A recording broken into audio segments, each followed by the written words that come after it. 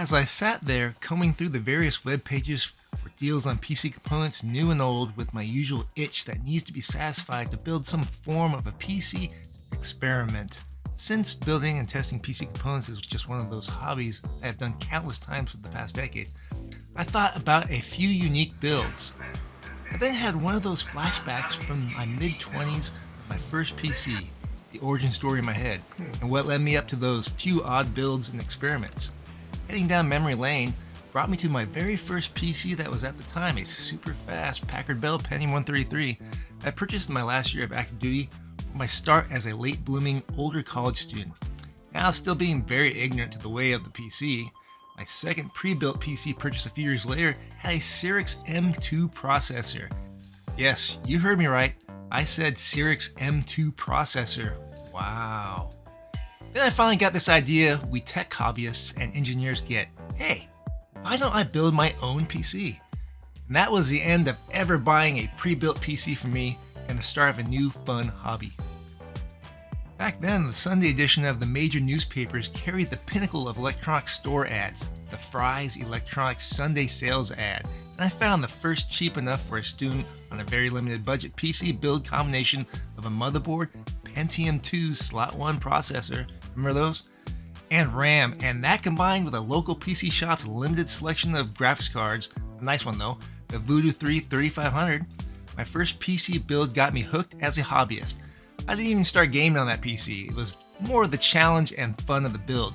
Next upgrades that started with getting a larger full tower case for plenty of upgradable room for multiple CD drives, a few floppy disk drives, and ATA hard drives. It wasn't until I got a part-time job at a local architect and civil engineering firm working CAD on computers and my fellow workers introduced me to Quake 3 Arena and the enjoyment of playing against them on lunch break on the company's local area network. I got a taste of what a better graphics card could do, and the main PC upgrades and builds over the following years mostly was jumping to the next better graphics card, and I bounced between the latest ATI and NVIDIA cards to get those better frames per second and bump up in the visual eye candy levels to the next bumped up resolutions and details. Fast forward to the end of 2009, and this was the starting point of getting more creative with PC builds with the release of the video card, the ATI Radeon HD 5870 and its less powerful variants. And it came out with a new way to game, especially on first-person shooters, called Eyefinity, which you could hook up 3 or more monitors to give yourself a massive field of view as if you were gaming on one super large widescreen monitor, and at the same time, if you use 3 1080p monitors, your frames per second and or your quality of your video settings would need to be decreased due to the now massive 5760 by 1080p monitor resolution. I was hooked and wouldn't ever go back to anything but this new wider gaming vision. I then discovered if I wanted to keep that super high resolution and keep my frames per second at least 60 Hz and keep detail levels to high or ultra, I could and needed to add in an extra video card in a Crossfire configuration and give twice the GPU computing power to my system at a price of more power consumption, and the other variable to start to tackle in future builds, the increased heat and cooling issues it caused. This became the start of building systems with new ways to cool, and through 2 lucky Craigslist finds, I was able to start my first GPU water cooling adventure with a dual GPU on one PCB graphics card, the Radeon HD 5970. It just happened to be the same setup I had with the 2 HD 5870s but in one card. The wiring cooling unit consisted of a Coolant's external radiator and pump combination, and at that time, the Coolant's website had a sale on the HD 5970 water block due to the 6000 series cards were being released soon. This was my first, but rather odd and bulky, of many water and air-cooled builds after it. Builds from then on encompassed everything from CPU water-cooled with air-cooled Crossfire video cards, multi-CPU water-cooled setups just because. Seeing how large of an air-cooled video card can be stuffed into a micro ATX case and then turning around and gutting that same system and cramming a dual water-cooled video card and CPU loop into it with a good-sized reservoir, radiator, and a 1200 watt power supply. Trying to go even smaller case by cutting holes and modifying mounts to see if it could be done with an entire water-cooled GPU and CPU loop, then going large because bigger is better and easier to work with, and you can have multiple reservoirs, pumps, and radiators cooling individual components. Going large on rigid tubing with either one radiator for both the CPU and GPU, or dividing up the two radiators, one for the CPU and one for the GPU, or going extremely large with what I call the movie theater popcorn machine case. These are just a few photos of past builds, but that brings me back to those two builds that popped up in my mind in the beginning of this trip down memory lane. Since going bigger was better in my mind about a decade ago, I found the massive 360 by 360 radiator that Coolant sells, and with my CAD experience and the software to back it up, I was able to utilize the CAD files that Coolant's, a company that specializes in PC water cooling components, provides on their website, and digging through the leftover and recycled Coolant's water cooling components I had collected over the years, I downloaded the CAD files and went to work on figuring out how to use components I could buy at the local Lowe's or Home Depot to construct an open-aired case. I came up with a plan on using aluminum angles and a thin aluminum plate, and began by first designing the mounting side for the massive radiator. I gave it extra room for a 120 by 360 radiator I had on my shelf just in case I wanted to run a dual pump and dual radiator system. Now, at this time, going massive with the open case design and way overkill on the radiators just seemed like a cool thing to do, although in retrospect, I totally disagree now.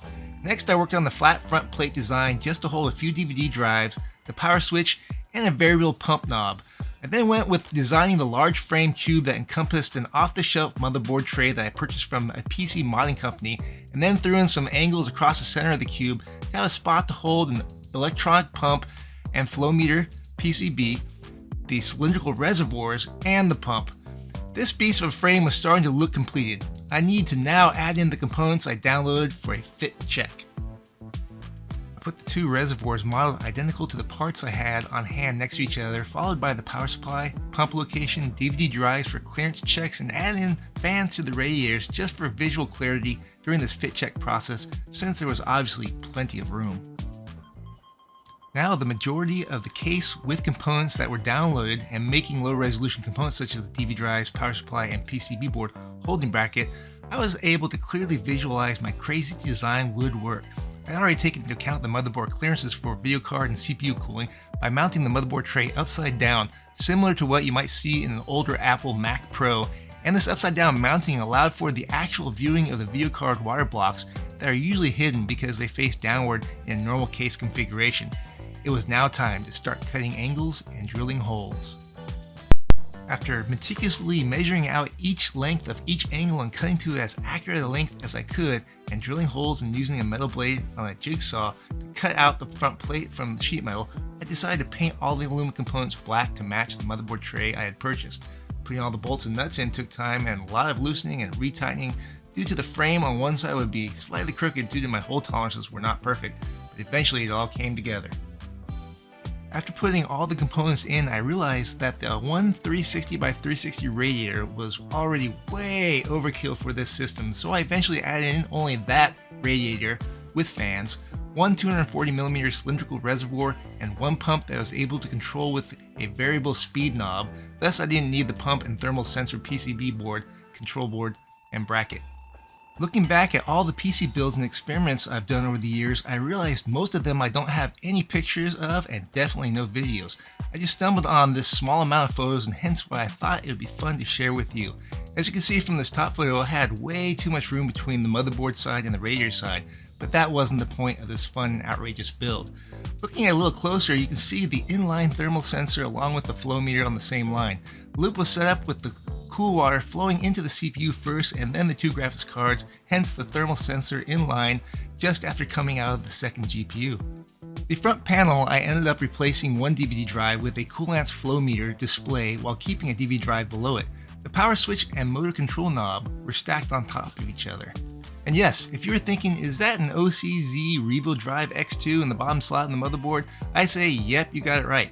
SSDs were the fast drives at this time, but specialized PCI Express solid-state drives like the Revo Drive X2 were faster and worth giving it a try when you can find them for cheap used on sites like eBay. It was fast, but nothing compared to the M.2 NVMe drives we have today. If you have had any crazy builds in your past, please share them in the comments below. I know I love hearing about and seeing other wild ideas that come to fruition.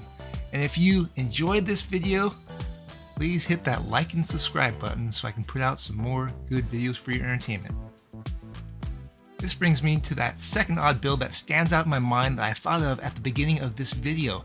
It started out as an experiment that I needed to try for myself, a triple Crossfire, triple video card setup, but I didn't want to shell out the money for a water cooling setup just because that would add way too much cost to this experiment, so I went with just air cooling cards stacked on top of each other.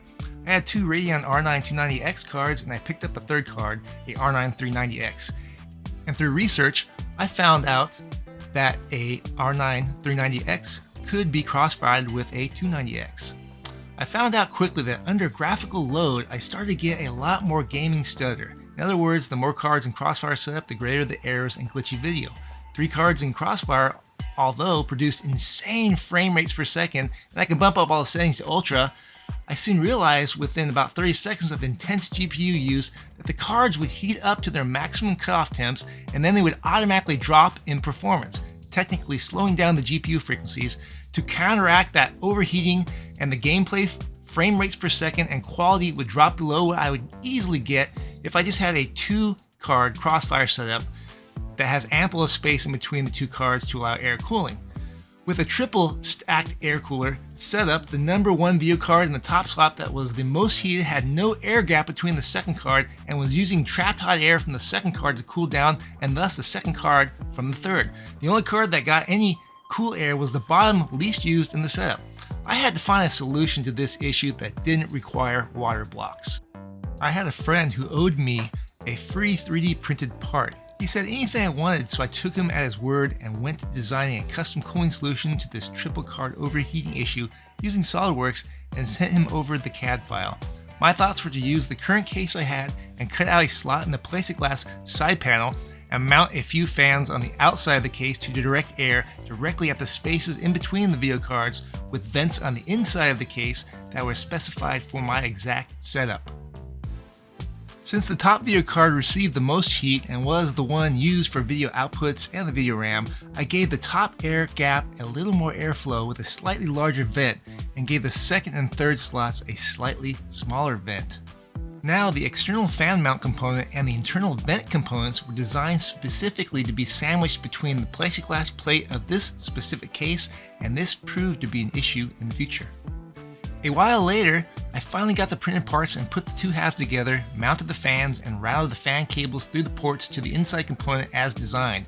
It looked good, but there was now a new problem at hand. Between the time I sent off the file to get printed, it got put on the back burner for a few months, and by the time the parts got back to me, I had already moved on to a larger case and hence a different setup.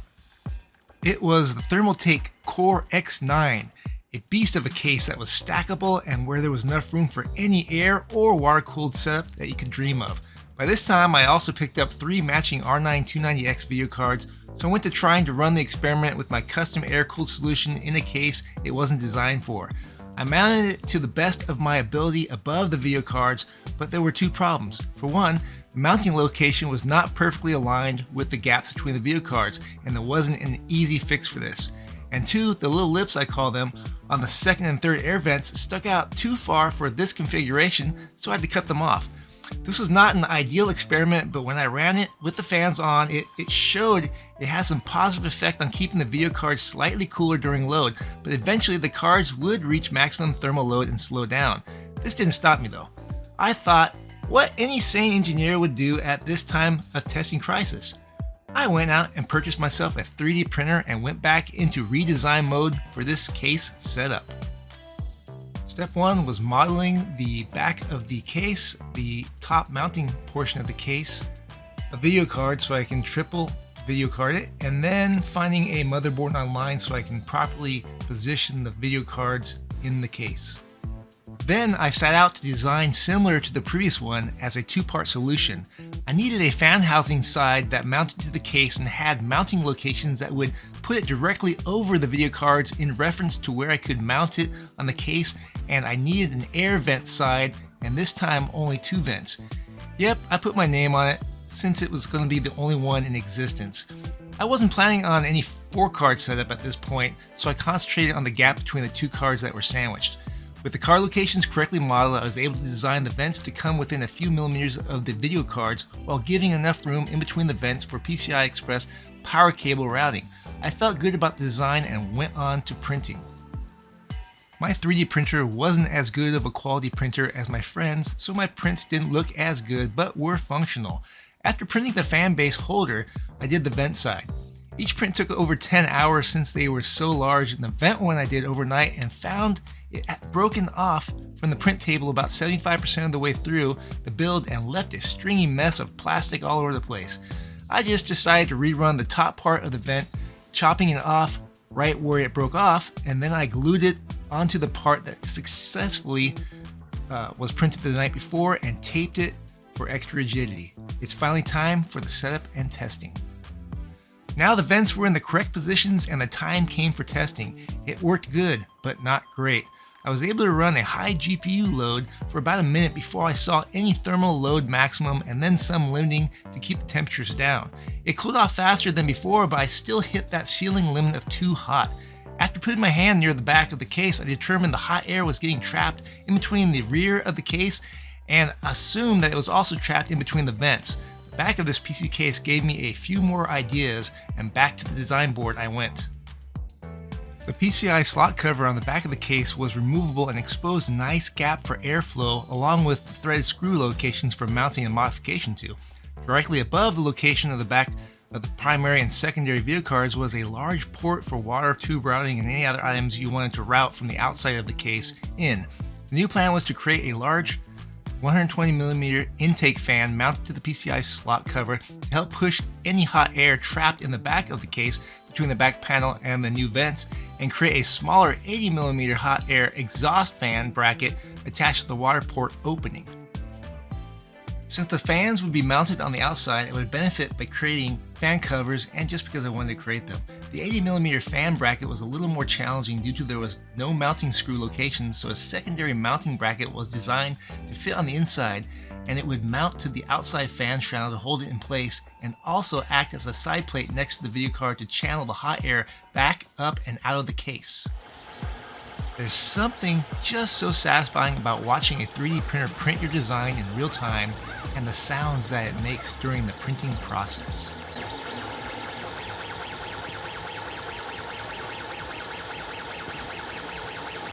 I finished printing the 80mm fan enclosure and then followed it up by printing the interior side plate bracket and then moved on to the 120mm fan enclosure. I followed it up by cleaning off all the printing support structures and installed the fans. The last step was installing both the 80mm and 120mm fan structures to the PC case and ensuring that the 120mm fan was oriented as an intake fan and the 80mm as an exhaust, and routing the fan power cables inside the case to open fan headers on the motherboard. It was time for power on and testing. To make a long story short, since you have lasted this long through the video, running the 3 Crossfire cards under a heavy GPU load with this triple cooling method: 1. Blowing ambient cooler air in between the top 2 video cards from the top, 2. Blowing ambient cool air from the back of the case towards the front over the back of the video cards and in between the new air vents, and 3. Venting any hot air that is still being trapped inside the back of the case out the upper back, all finally paid off. I could finally air cool 3 Crossfire video cards and not hit the thermal load upper limit, slowing down the card. I asked myself, with all this effort to prove it can be done, would I do it again? Of course, just for the challenge. Out of the limited pictures I did take of this build and test, the only test screenshot was a final Uni-Engine Heaven benchmark that showed I could hit an average 82.2 frames per second at 5760 by 1080 resolution, ultra quality settings, and extreme tessellation. With no cooling mitigations in those same tests, it showed in the low 30s for overall frames per second due to the thermal limit throttling the GPU power. Thanks for watching this video, and please hit that like and subscribe button if you enjoyed it. Thanks.